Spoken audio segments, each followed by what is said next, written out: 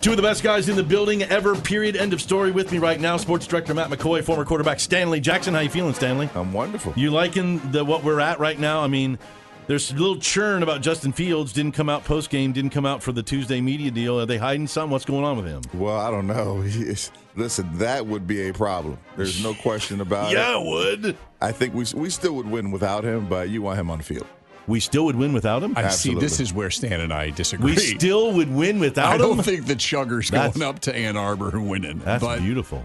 But potentially, I suppose you're. What is it about Michigan that has you so thrilled? It's nothing about Michigan. It's just Justin Fields and Chris Chugginoff. And God bless Chris Chugginoff. There's a significant difference. Of course there is. In ability at quarterback. But Chugger's he's still got J.K. He's still got Olave. But J.K. isn't J.K. without. Get him right. Go ahead, keep telling him. I'm just laying it out. We got weapons all over the place, Matthew. J.K. isn't J.K. without Justin Fields. He's still really good. Okay. But Justin Fields. No. Justin Fields. No, I'm not giving you that. Affects his running game tremendously. Not giving you that. No. The offense goes because of J.K. Dobbins. Justin benefits because of J.K. Dobbins. If you take Justin out of it and just have, or you take J.K. and just have Justin, then you'll see the significant change. So you do not have to respect the running of the quarterback, though, if Justin Fields is not in there. Yeah, but you know, ask yourself this question. Who gets easier rush lanes, J.K. or Justin? Fields does. Easier rush lanes is Fields, right? Yes. Why? Because we've got to account for this monster that's going almost 7 yards a carry. The difference in last year's team to this year's team is simply that he's getting 7 yards a carry. That wasn't the case last year. And then on top of it, you didn't have a running quarterback. Yeah, does the running quarterback change things? Of course, you have to account for him. But teams haven't accounted for him that much. Teams were saying, look, you better find number 2 first. Because if they get that monster going, then it does change things. Look, don't get me wrong. He's a special quarterback having a special year. Offense will not have the same pop. You don't get the same accuracy. You don't have the strength of arm. And you don't have to account for him. However, having said all of that, I want you to tell me how many points you think Michigan's going to score.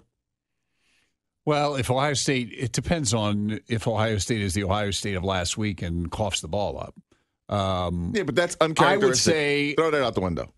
I would say 17 would be the most I could see them scoring on Ohio State. Don't give me the most you could see them scoring. You tell me, Matt. Okay, I'll say 17 because I think they're going to play really well. So you don't think this offense with Chugginoff could score 21? I don't know if they could, no. Wow. I don't. Wow. You think they would? Absolutely. You know it's going to happen. Chugginoff with Chugginoff at quarterback, do they score 28? They only scored 28 last week against Penn State. But Penn State's defense is a little better than Michigan up front. Let's just be Michigan's defense has played better as of late. Who have they played as of late? Okay. Now listen to this guy.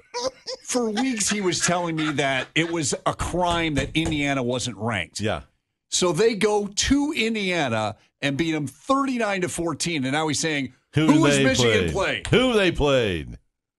So which is it? Is Indiana who have they played? And I was an idiot for listening to you and writing them 2 weeks ago. Let me put a nuance. Are they really good and they just smashed a really good team on the road? Let me put a nuance on it. Who have they played to the caliber of Ohio State? That's even close. I said Indiana's a good football team. They beat Notre Dame 45-14. I said Indiana should be ranked in the top 25 towards the bottom. Yeah. I didn't say Indiana was as good as Ohio State. Yeah. Notre Dame 16th. They beat them 45-14. Get Notre Dame out of here. Please. More of this in the quick sec. Jackson and McCoy podcast. It drops a little later today. Watch for it at 610WTBN.com. The Stars, Stanley and Matthew, they join me now. And it is fun when you talk about this game because, you know, we saw at Penn State fumble. And this game, you don't know what's going to happen, Stanley. I mean, you've played in the game. You can have a great team for 10 games going into this, and then when it's rivalry, you don't know what's going to happen. Well, yeah, I lived that. Right? Yeah, you did. For us, it was a little different. I mean, I shared this with Matt last week. Sunday morning, everything changed for us. You know, the coaches came in tight. We'd be loose all year long, and all of a sudden, the coaches, their demeanor would change because it was so heavy on them. Yeah. Well, you know who that is now? That's not Ohio State now. That's Michigan. That's Jim Harbaugh. I guarantee you everything changed for them on Sunday because if he doesn't get this win now, when is he ever going to get it, right? And so I think, you know, it sort of flipped. It's different. Now the pressure is on them. And I'll say this about Ohio State. I mean, a lot of people say, well, you know, they showed that they could be beat. They showed some weaknesses. No, they did some things that were uncharacteristic. I look at the overall body of work through 11 games. How many times has J.K. fumbled? Just once. Yeah. How many times has Justin fumbled? Just a couple of times. I don't anticipate them to fumble again. And if they don't have those fumbles, Penn State scores 7 points. So, well, and if they do have those fumbles, I mean, you still think Ohio State outscores them even if they score 20. Right. Yeah. Is there anything Michigan can take out of that game, though? And I don't mean the fumbles, because you're right. If they don't do that, then Ohio State's good. But we saw that backup come in, that Will Levis kid, a big running-style quarterback. I know that's not Shea Patterson, but part of me is wondering, do they throw Dylan McCaffrey, their backup quarterback, a big, sizable quarterback in there for a series or two? Because they ran the ball effectively when they had the big quarterback. And I'm just wondering, is there anything that they take out of that game, Michigan? Are they looking at that and going, we can try this? Yeah, I think every team is going to figure out or try to figure out if there's a blueprint and run the quarterback. But you got to have the same type of quarterback. Rutgers had a big kid who's over 230, and that kid came in. He was over 230 pounds. I'm not suggesting they're going to replace Shea Patterson because he's playing really well. But I'm just wondering if there are packages or something where you might see. Shea's supposed to be a dual threat guy. He is, but he's not that big guy like those guys. Michigan's in trouble on offense. They're in trouble on offense. The way they score points is because they have a vertical passing game with 3 really good wide receivers, but Shea has to hold the ball for a while. Well, guess what? Guess the one thing you can do against this defensive line is hold the football. When Penn State had to throw the ball past 10 yards, what happened? When Wisconsin had to throw the ball past 10 yards late, what happened?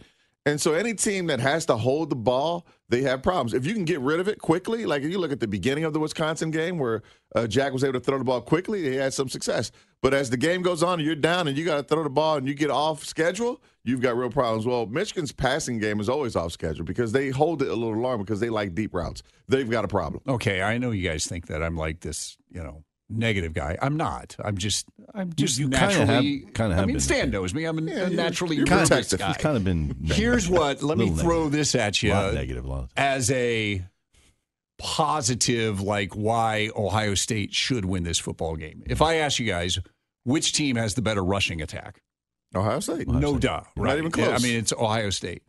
Do you know that the last time an Ohio State-Michigan winner lost the rushing battle in the game was actually your pair of gold pants? 1994 is the last time Ohio State was outrushed and by Michigan, but still won the game. Wow. The team that runs the ball better, wins this game for 20 whatever the years I've been doing that, 25 years. Yeah. Okay. Why is that, Stan? I mean, so to me, that's clear advantage of Ohio State because one team runs the ball really well and one doesn't. And if that holds true, why is it that the running game seems to be even more important? Like turnovers, you think, are the big thing. There have been 4 or 5 instances, not very many, where a team's turned the ball over more but still won. But it's the rushing number that's been the same here over the last 25 years. Well, a couple of things. Number one, running is the easiest way to get first downs. If you can run the ball effectively and control the line of scrimmage, you control the clock, you get easy first downs, right? Woody Hayes said it best. If you throw the ball, only one good thing can occur. 2 other things are bad. And the other thing is the weather, the time of year, right? Joe mentioned as the start of the show, the weather might be bad up there. Well, it's harder to throw when the wind is blowing, if it's raining, if it's cold. So if it's like that, it's advantage Ohio State. Absolutely. If we have a rain-snow mix like they're calling because their offensive line was supposed to be good. They can't run the ball. They don't have a back. They can't run the ball. So if you're taking away their vertical passing game because of the weather, they're in trouble. And really we can stop trouble. their run with 7 guys in a box. We got to chase after the quarterback, which wins.